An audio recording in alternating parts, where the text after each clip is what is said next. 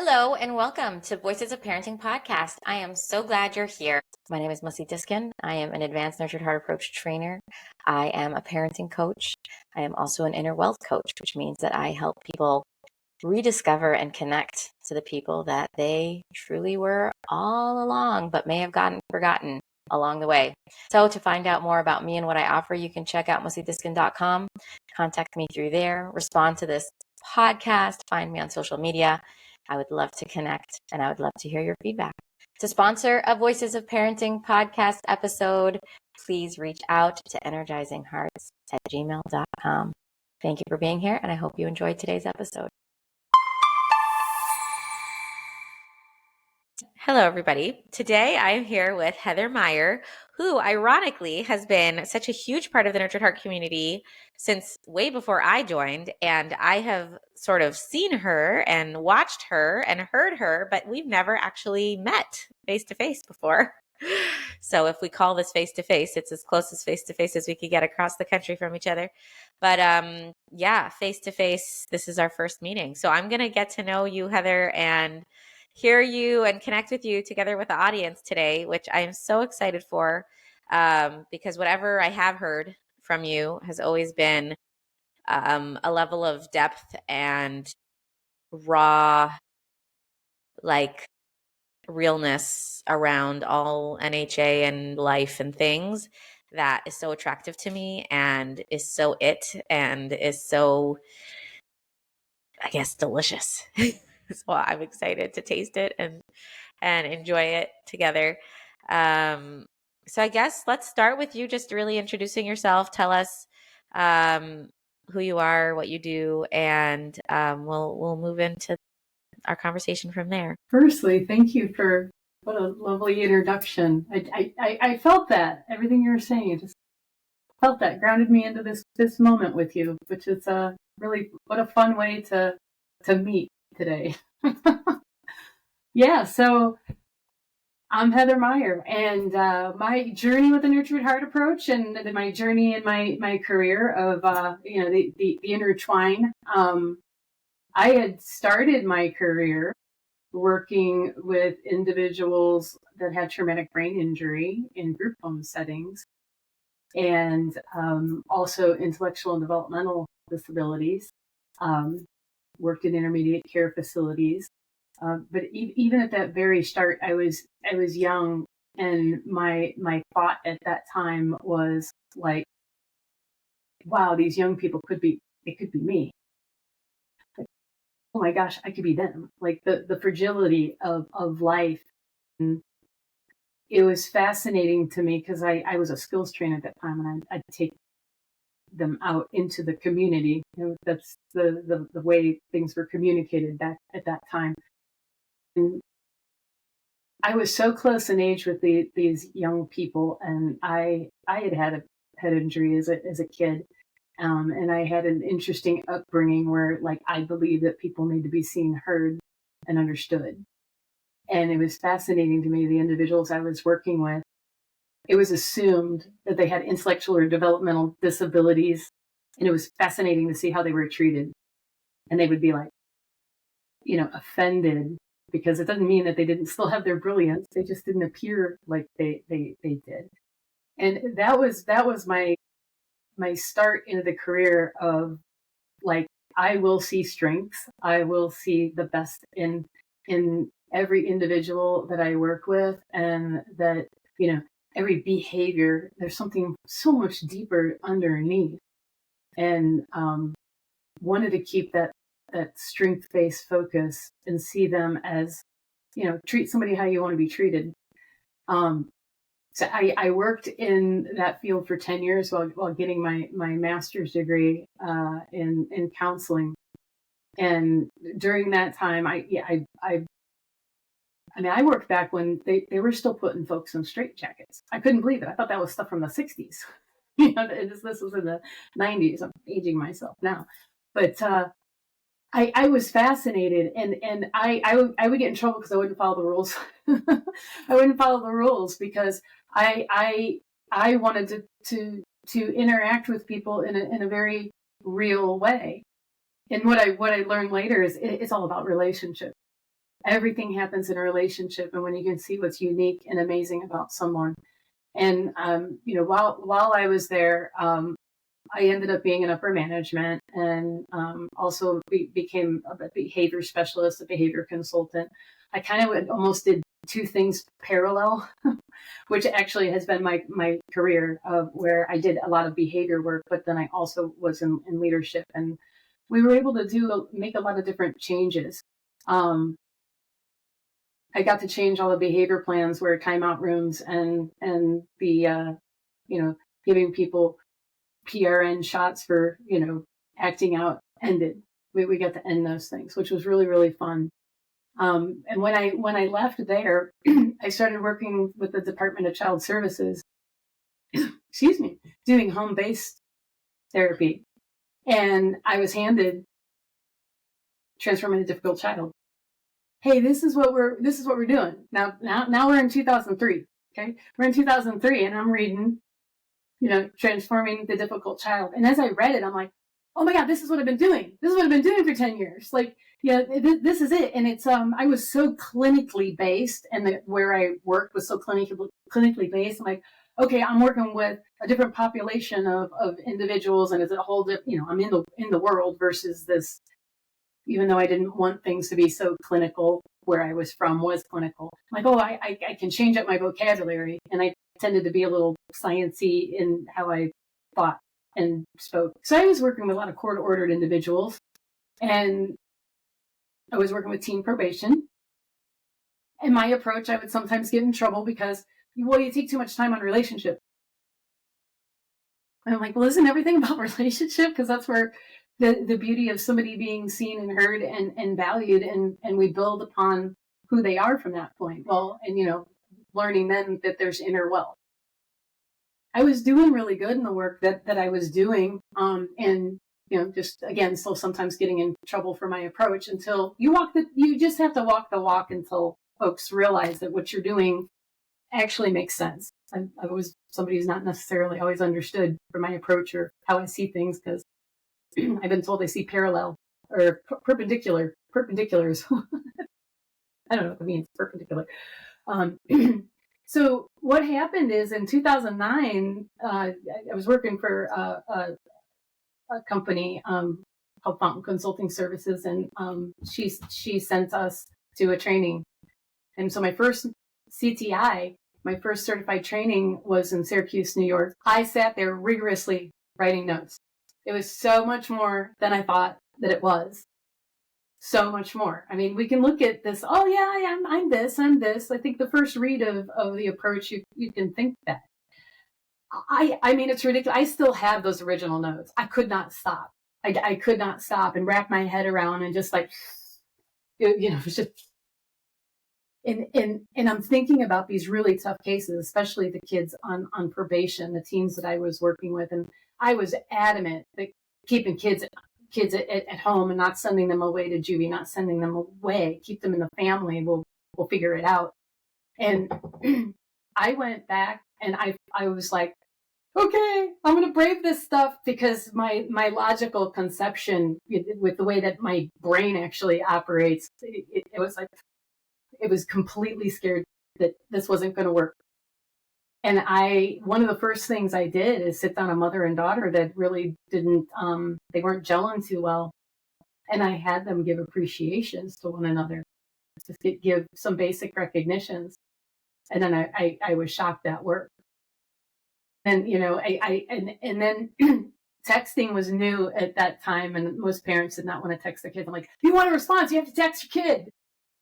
Like, this is what you're going to put in the text. And I saw some things really, really shift.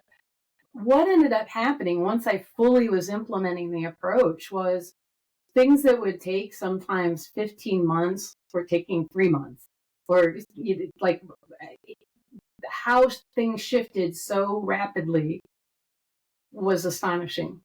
So that was, at that point, I was hook, line, and sinker for the approach. And I don't even know how many certified trainings that I've attended, but I was full on board that I'm gonna start a practice. I'm gonna start teaching the classes, which is what I did. And now for the last 10 years, 12 years, I've been in private practice. All along that way, I also did stay in the field of developmental disabilities part-time as well. I couldn't let go. I gosh, was it 18 years, 19 years? I continued to part-time do that work. I worked with a lot of individuals with autism, and I had one gal that she was tough, and everything I did was like wasn't working. And I thought, well, why am I not doing this? I'm doing this with my other work. Why am I not doing this here? Oh my gosh. Something as simple as the active recognition created such a shift. And I can go on and on about the active recognition being the most important recognition and undervalued recognition. Things for this young lady changed so dramatically. And then the schools struggled a little bit with the schools getting on board, but she did begin to start a day program. And the day program still to this day is a Nurtured Heart organization. So her mom got on board, the people in her life got on board, and she's just, now she's an adult, and she was 12 when I started working with her, and her life's completely different. So that's my career part of Nurtured Heart in the shortest way that I could describe it. That sort of says like, okay, this has always been who I am, and thank God that this existed, because because it becomes such a thing that becomes part of who you are and actually awakens more of who you are. I have been able to serve at such a beautiful, deep level with so many different types of human beings, and because it's applicable to all, it's an approach of humanity. And and what it's done for me personally, and with some of my own challenges, has been enormous as well. But I'm going to pause for a second because I just sort of dumped my career at you. Drank it in. Wow. I relate to a lot of it, and I also have some follow-up questions that I want to dive deeper in some of it. But I want to also recognize you from day one being a person who did not have the approach to like stick, to hold up, as your permission to be different. And yet you were still breaking the rules, and you just did that on your own. You just knew that people are people, and that you wanted to see people as people. And that was just so much who you were and what you brought, without any permission from anyone and support from anyone. And I just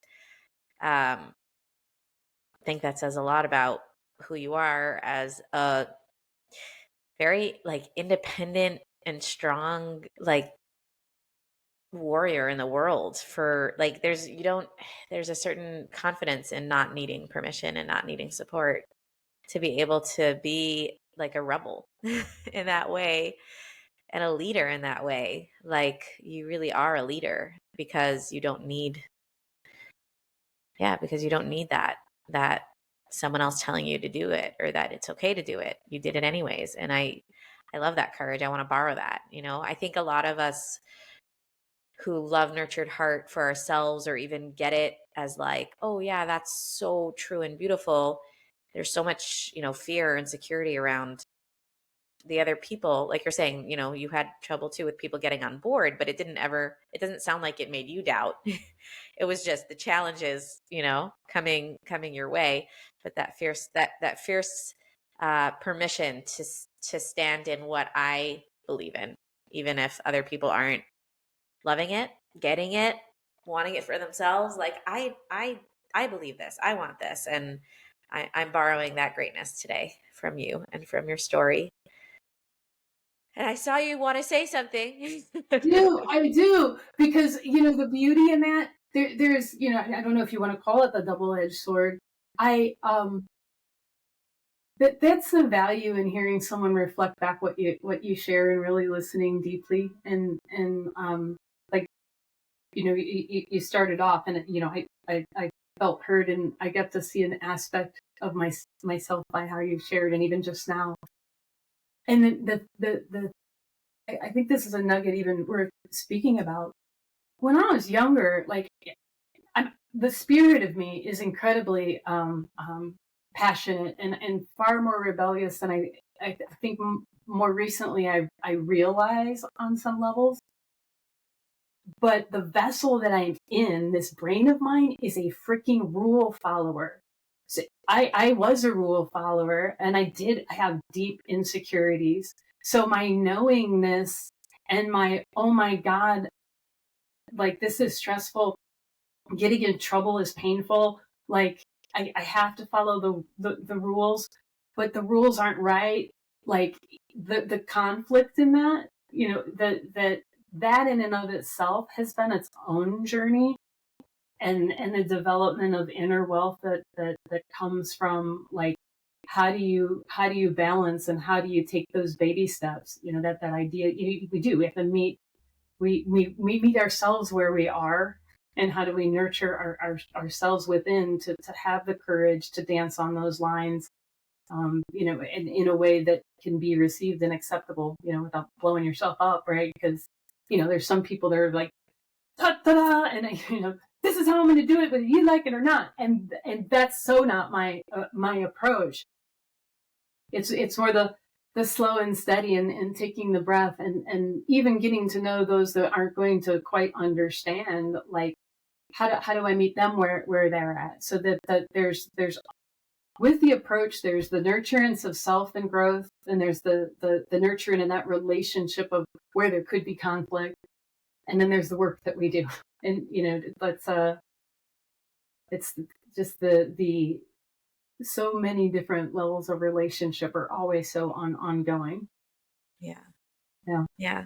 Well, thank you for sharing that. That conflict is definitely very relatable, both for the parenting world where you have in-laws and parents and neighbors and your kids' classmates' parents and schools all wanting what they think is the right way. And that conflict of wanting to not, the fear also of not wanting to mess up. What if they're right? What if I'm missing something that I think I'm not. I think I like how I'm doing this, but what if they're right? And then in 20 years from now, I find out that I screwed up my kids or whatever. And then also for the people out there in the professional world, in the schools and clinics. I mean, there's so much pressure from everyone around you to be the way, and don't be different, and don't do this your own way, and um, don't make waves, and just like let it be. And yeah, it takes that, like you said, that inner wealth and that self nurturing to be able to grow ourselves strong enough to still make those graceful, because you laid it out as such a graceful dance, those graceful choices every day to do it everywhere, to do it with me, to do it with them, and to do it with the people I'm working really for at the end of the day. And it really, what it is looking at from the perspective of, there's always stuff, something, however something looks on the outside, there's always what's underneath. What I have found through this approach, gives language to what I was probably doing all along, is I'm leading myself really to the authenticity of who I am. If I can lead myself, then I can lead others. We always think about, like, we're manage this, manage that. Well, I don't like that. I don't like that word. It's very constricting.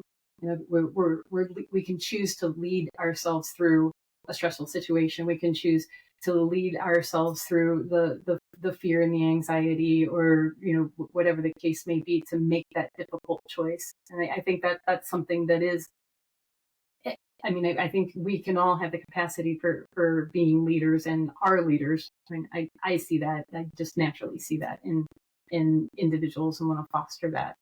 But the leading also means being authentic, and looking at the stuff, looking at the hard parts, and looking at those insecurities, and what does it take to transform those. Yeah. And I think that's the same beauty that you saw in those, first conversations with the mother and daughter, or the texting, that you saw that like we're doing in 3 months what took us 15 months, is the same cycle that has enabled me to step into that leadership and strength.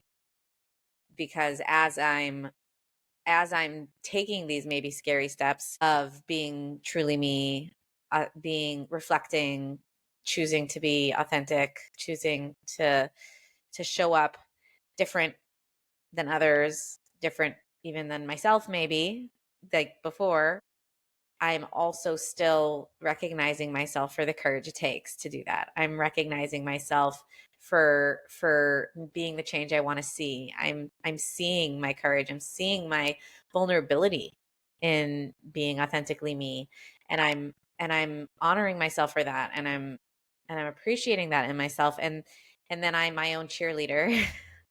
And then I have a little more inner wealth to then go and take that next, have the courage to, for me it's all in the parenting, because that's what led me to Nurtured Heart, and that's what I'm doing every day of my life. So, but to not energize the negative in a moment where my kid did something in public that any other parent in the world would put their foot down and make a statement, because that is not okay and shouldn't be happening, and to just feel all the eyes boring into my skull, and not because I don't, because that's not what I do, because I don't believe in that, and I believe in my child, and so reset is enough, and that's it.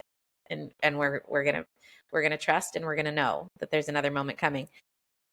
But it's not an empty, that's the ever giving gift of Nurtured Heart, is that because we're building, we don't deplete.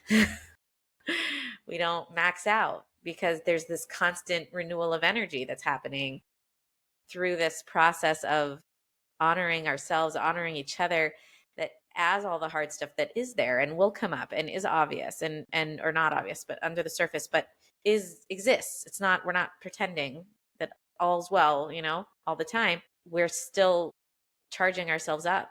So I never thought of this before, but I just realized it's kind of like when a car drives, it recharges the battery, like a regular gas car. So like I remember finding that fascinating, that why would a car be dead and then you put the cables to it and you get it started again, and then it's fine, like just from 1 second. Like how does 1 second help? And then I learned that the car is charging the battery as you drive. So keep the car on for 20 minutes. All you need the battery for is the ignition, is to get it started. Once it's started, it's doing itself. So that's kind of almost like what we're doing. If we're using Nurtured Heart on ourselves while we're using Nurtured Heart with others, there's a cycle of fuel or battery recharge that's happening, so that we're ready for the next moment that's coming our way. You have me thinking, even what that fuel is, like that, I don't know my fuels too well. We'll see where this analogy goes, but right, like I know there's unleaded and there's leaded and there's premium or what have you. When you were talking about authenticity, it's like we can think we're authentic, and then we can go with Nurtured Heart approach, gives this opportunity to, like, do you reach new levels of what authentic even is? Like while you were speaking, I was thinking about, like, I'm curious about your discovery of what even authenticity is, because we have a belief about who we are, but how much of that is who we are versus who we were told we are versus like who we think we are. And when we get raw and real and take the risks, especially the risks that have to be taken as a parent, like, and the need to refuel, Nurtured Heart approach, that the inner wealth, the way of inner wealth building is almost like oh, my car was supposed to have premium all along. I didn't know that would make such a difference. Well, that sounds like we have our topic for our next recording. I am excited. I'm hopeful that I'm going to be able to give you guys, listeners, another conversation with Heather. But for now, I would love to just invite you, Heather, to share with the audience if they would like to find out more about you, hear more from you, connect with you, if that's an option, how they could do that, and what they would what they could expect, because we are going to need to close this conversation. Very good. Yeah. in a sort of way, in a metaphorical way. It's never closed. It's always open. But the recording will stop. Well, I have a website. I can be reached at dynamicwisdom.net. And there's a contact page there. That's probably the easiest way to contact me. I do classes in consulting, and I'm a licensed mental health counselor. I don't even think I specifically mentioned that. Yeah, I'm a licensed mental health counselor, and in Indiana. So therapy wise, I can work with individuals in Indiana.